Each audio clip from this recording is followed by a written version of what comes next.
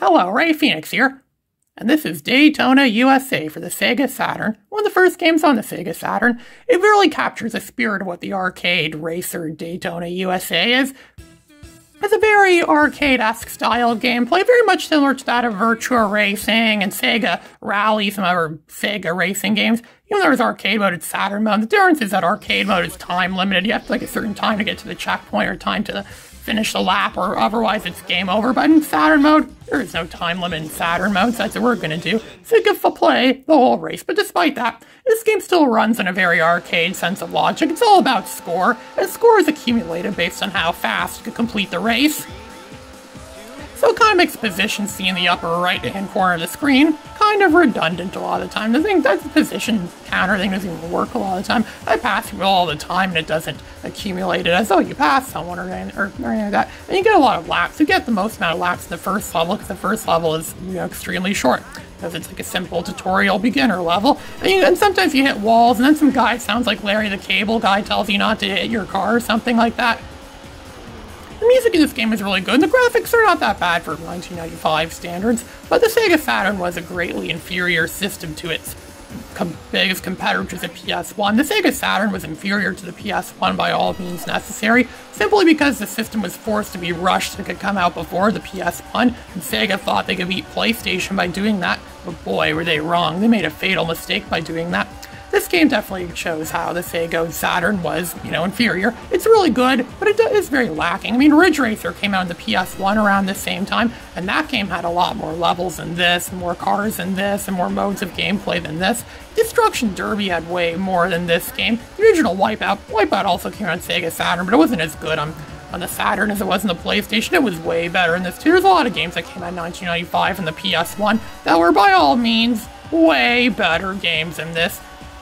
This game only has 3 tracks in total, just like Virtua Racer, which came out on the Sega Genesis a few years earlier. I think, not even a few years, maybe a year or so earlier. Some Virtua Racer came out on the Genesis, which was a really impressive game for its time, simply because, it's a Genesis. You do 3D graphics. But of course, the times have changed at this point, and now we need better systems with better graphical capabilities, which is exactly what this game is. This game, demonstrates that Sega Saturn has way better graphical capabilities and really sets the new standards for racing games were going to be in the mid-90s. This is when arcades really started to plummet. The popularity of arcades started to plummet. Games like these would be best played in arcades. But when Sega Saturn came out and PS1 came out, they can emulate arcades perfectly to a point where it's like, well, what's the point of going to arcades at all anymore?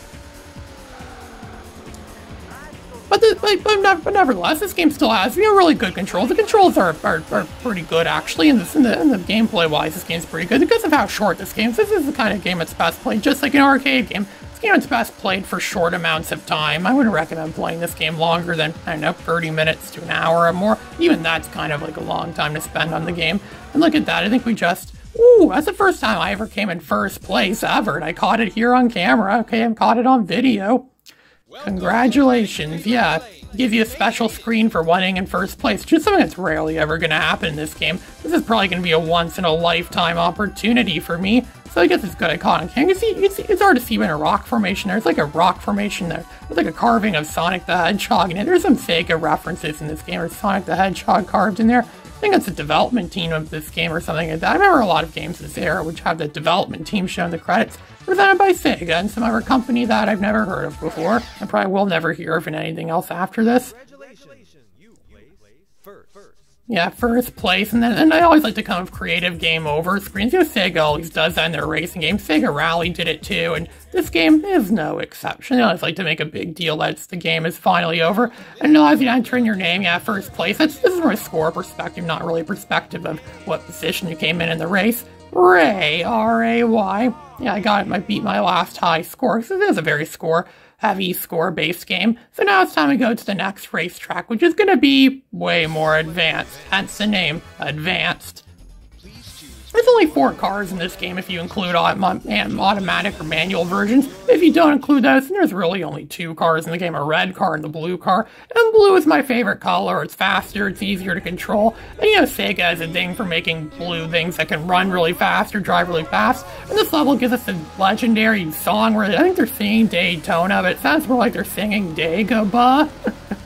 This This makes me think of when Kumataro's Cake a long time ago would make videos of this kart racing game. I think it was like Robo Kart. I forget what it was called, but there were like mods for kart racers race, and would play this song while they race in the level, and they have like Metal Sonic in it, and it was like Sonic Drift or Mario Kart or something like that. That's mostly what I know this music from. Whenever I hear this music, I remember I'd constantly leave comments joking about how, oh, the song sounds like they're singing Dagobah, like Dagobah, which is where Yoda lives, and he'd be dancing around with Yoda and that baby Yoda from Mandalorian. This level is way more challenging. Don't expect me to come in first place ever again. But the rock formations, there's way more rock formations. They're really, I guess at the time this would have been considered very realistic details. At the time people probably thought, oh, I can't imagine game graphics looking any better than this. Then PS1 comes out and they see games from the PS1 like, okay, yeah, so I guess we were wrong. And then years later, even more powerful systems like PS2 and Xbox and GameCube come out and they have like realistic graphics, and the cycle goes on. People can always say, oh, I can't imagine graphics looking any better. I remember a long time ago when PS4 came out, some guy ranted about how, oh, I'm not going to buy a PS4. The graphics on PS3 look as good as they ever could. The PS3 is still a current system, so why get a PS4? Yeah, that really aged very well. At least I did say the only thing that could possibly stop him or make him get the PS4 is if the PS3 gets discontinued, which did eventually happen, of course.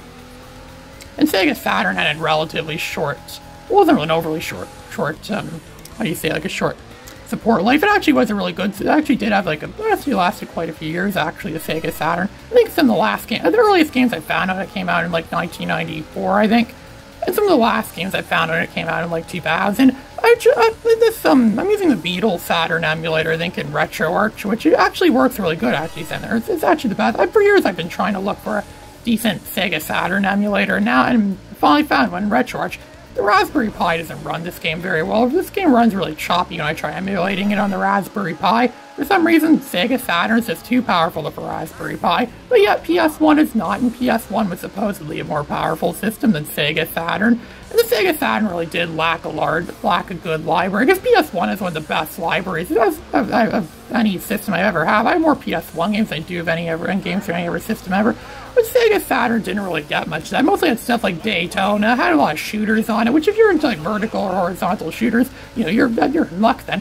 But PS1 had a lot of that same stuff too, but even better stuff. So really, there was never really a real point in getting a Sega Saturn. Even now, there's no point in getting a Sega Saturn when I could just simply emulate it. Because you know how hard it is to find classic systems, and to save progress, and use a battery, I think, or something on the system, which often forgets the memory, or the memory. It often forgets its own memories and stuff, and you unplug it. So then you have to use like a memory card thing that you could connect to, which you have to transfer and stuff. The Sega Saturn was kind of an abysmal system now, the more I think of it. I can see why some people hated the system, and I can definitely see why it failed compared to the PS1. The PS1 had all the reason to defeat the Sega Saturn.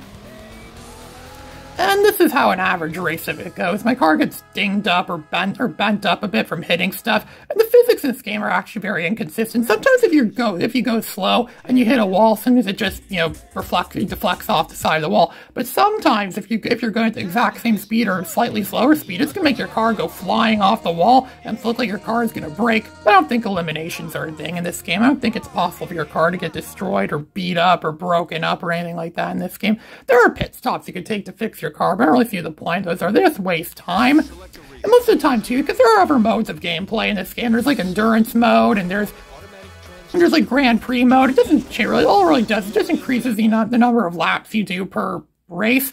And sometimes the races go so long, it's like on endurance mode, it took 25 minutes just to get through the first level, and most of it was just me stuck in a certain position for like more than 99% of the time, where I pass cars and it doesn't say you gain a position or anything like that, and it results in the same thing too.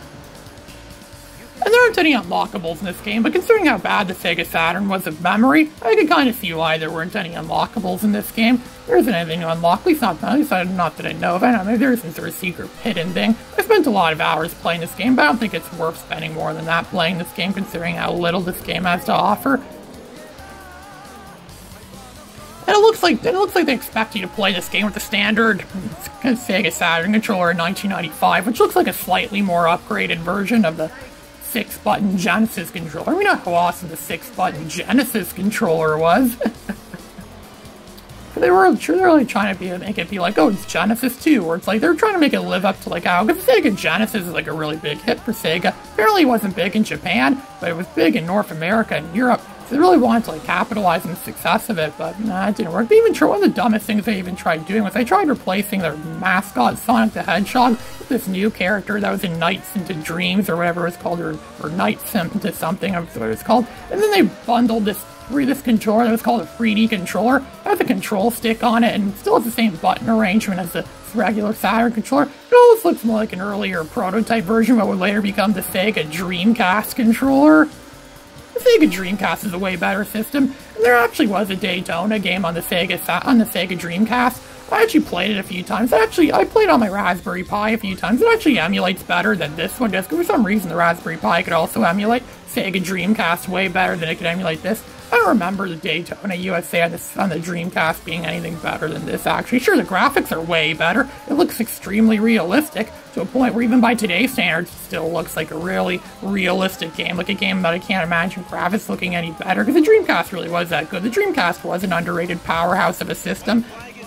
The Dreamcast was a way better system than a lot of people give it credit for. That's why it spawned whole communities of people that still support the system, still like the system. But Daytona on the Dreamcast it doesn't really do justice to the first game. I don't even think it's made by the same people who made the first game. It says it's published by Hasbro Interactive, and it's developed by some other company never heard of before. It has unlockables in it, and the menu screen was really confusing. I had a lot of difficulty actually getting into the game itself because of how the menu system is so abysmal, it's so broken. See, this game, some people may say, yeah, this game wasn't that great because it didn't do a lot of stuff, but actually, this game actually did do a lot right. The menu screens are really easy to look at. The menu screens are very, it's really easy to navigate. It's really easy to guide yourself through the menus and select stuff and figure out stuff. The only problem is to find out, I didn't even know there were those different modes, like Grand Prix, Endurance, or Regular Mode. I didn't even know there were any of those modes in the game. You only find out about this if you go into Options, which if you ever need to set any of the options, you could play this whole game for years and never go into Options, and you would never know that there were other modes of gameplay.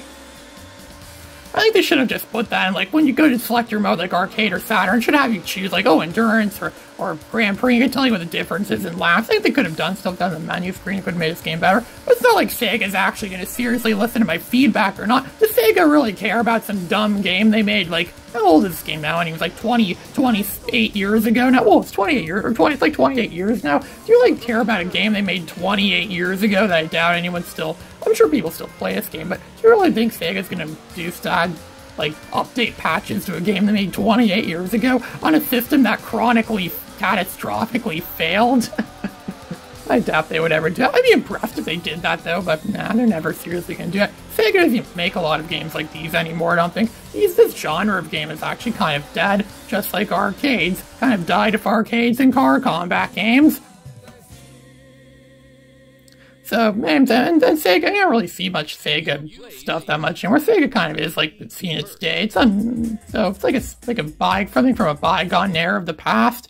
And so we've seen all 3 levels this game has to offer. We've now seen absolutely everything this game has to offer. If you ever play this game, you're going to be seeing what I just did in this video several times over and over again, assuming you want to keep playing the game and get the most out of it.